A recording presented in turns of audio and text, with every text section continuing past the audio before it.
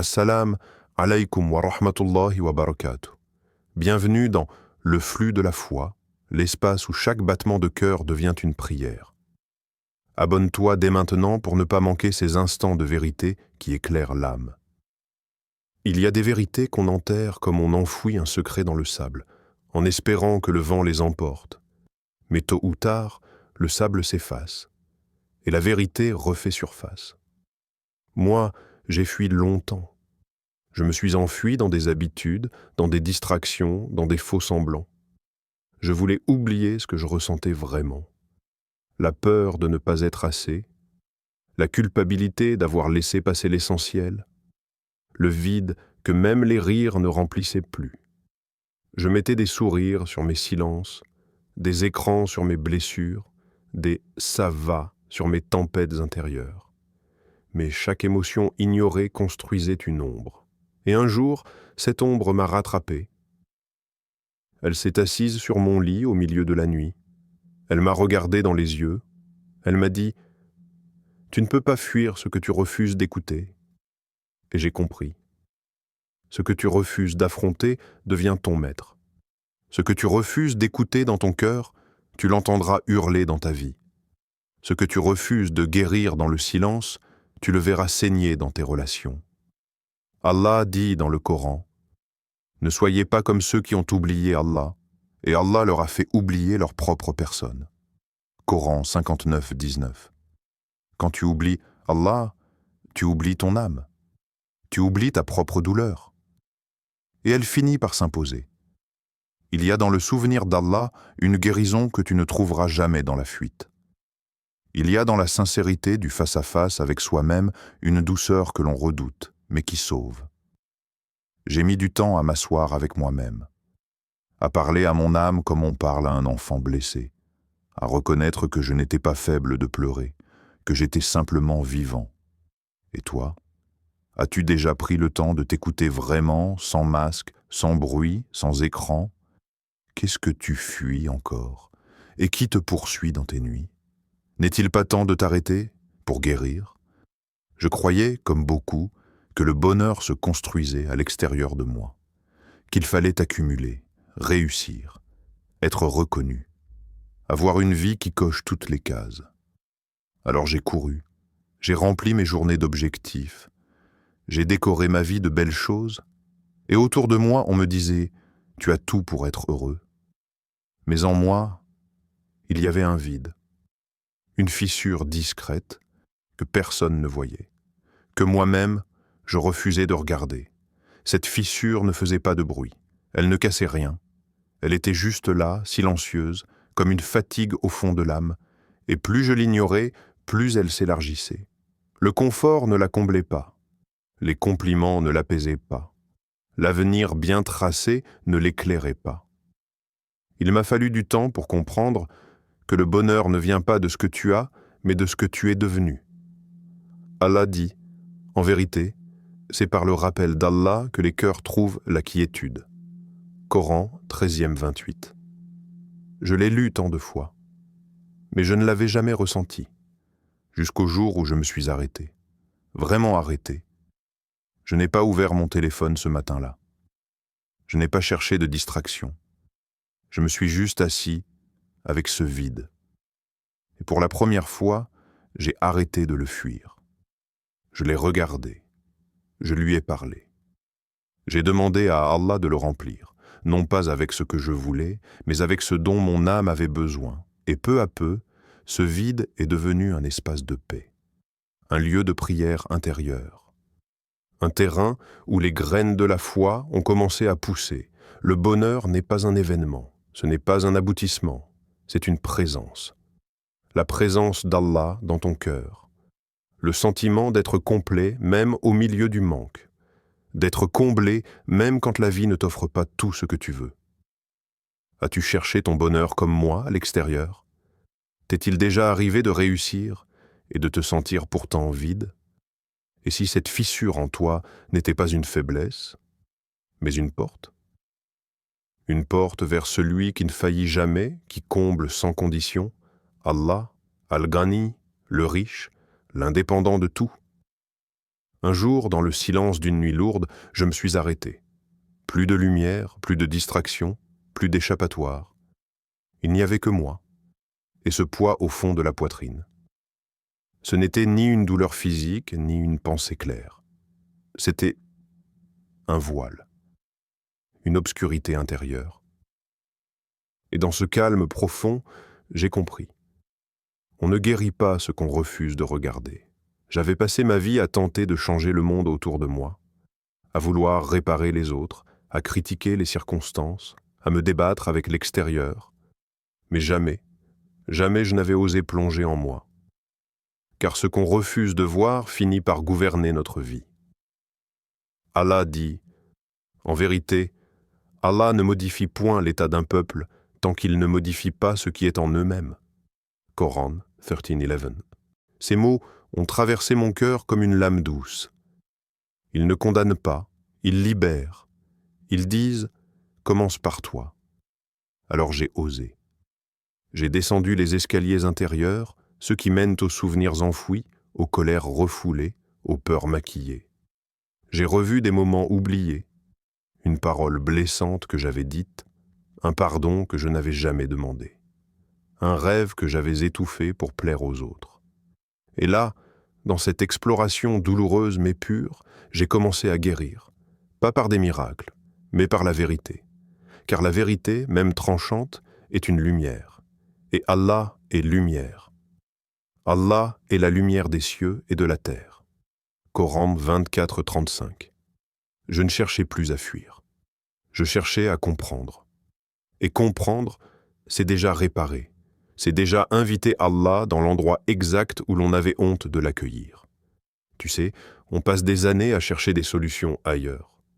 Alors que la vraie blessure, celle qui te rend malheureux, celle qui sabote ton bonheur, elle est là, en toi. Pas pour t'emprisonner, mais pour t'appeler. As-tu déjà eu ce moment où tu réalises que ce n'est pas les autres qui doivent te changer, mais ce que tu nies en toi? Et si ce que tu caches était justement ce qu'Allah veut que tu libères? Et si le début de ta paix, c'était d'oser regarder ce que tu fuis depuis si longtemps? Allah dit dans le Coran, en vérité, Allah ne modifie point l'état d'un peuple, tant qu'il ne modifie pas ce qui est en eux-mêmes. Coran 13:11. Ces mots ne sont pas un reproche, ils sont une invitation, une clé. Ils te disent, regarde à l'intérieur. Car tant que tu refuses de confronter tes propres ténèbres, la lumière ne peut s'installer. C'est là que commence la vraie misère. Quand tu préfères fuir plutôt que faire face à ton âme.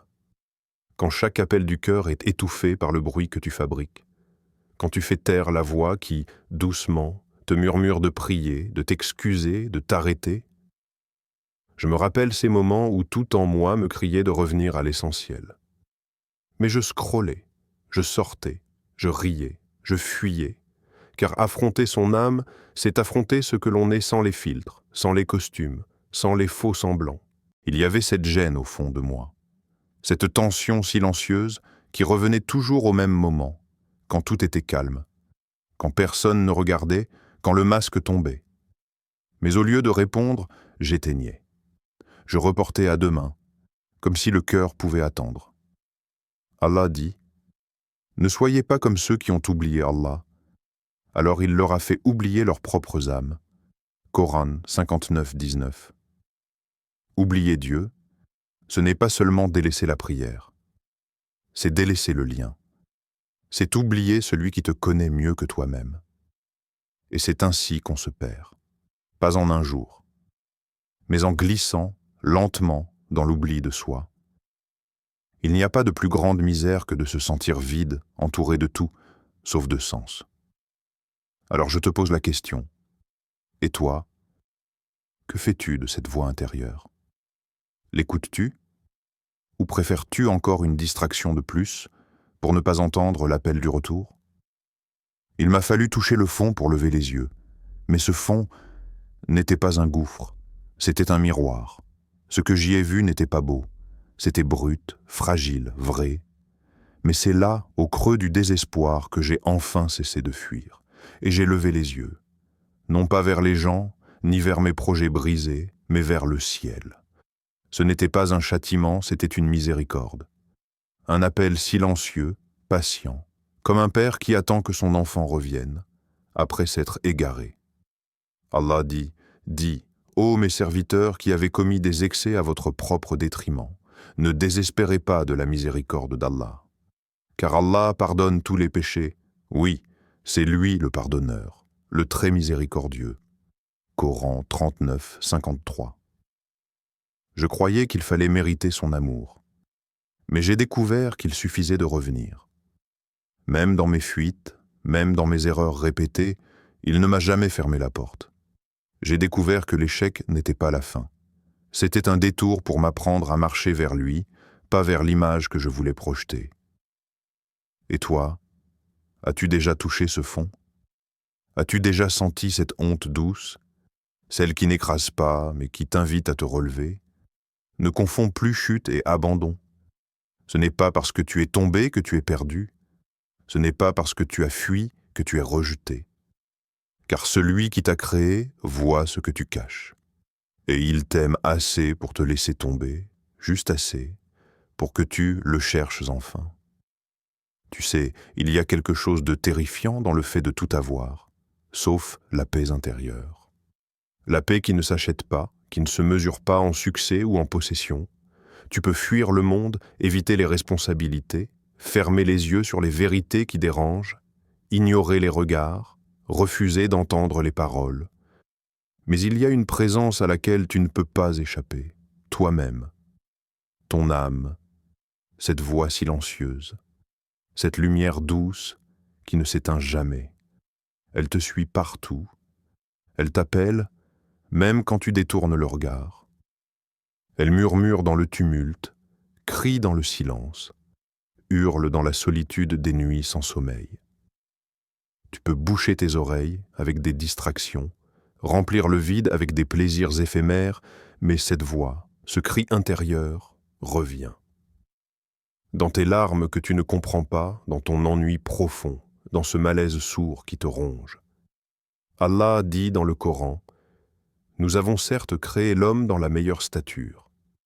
Puis nous l'avons ramené au plus bas degré, sauf ceux qui croient et accomplissent les bonnes œuvres, car ceux-là auront une récompense sans fin. » Coran 95, 4 à 6.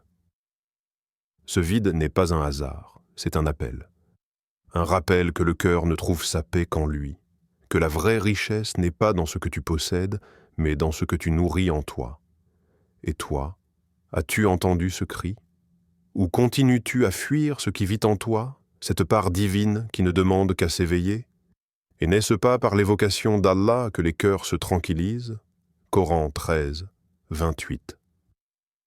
Ces mots résonnent comme une promesse oubliée, un souffle doux qui apaise les tempêtes intérieures. J'ai fui cette évocation, comme on fuit un miroir qui révèle ce qu'on ne veut pas voir. J'ai préféré le vacarme du monde, ces distractions incessantes, le tumulte des pensées, les voix qui saturent le silence. J'ai cru que cette agitation comblerait le vide, que le bruit couvrirait la solitude, que la course contre le temps étoufferait mes peurs.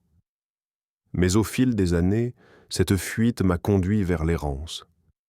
Une errance sans boussole, sans repos, où chaque joie semblait fugace, chaque moment fragile et creux. Le rappel d'Allah, cette évocation, n'est pas une simple parole. C'est une clé pour ouvrir la porte du cœur, un baume pour guérir les blessures invisibles, une lumière qui éclaire même dans la nuit la plus sombre. Allah nous offre ce refuge à chaque instant, et pourtant combien de fois le rejetons-nous par peur, par orgueil ou par ignorance?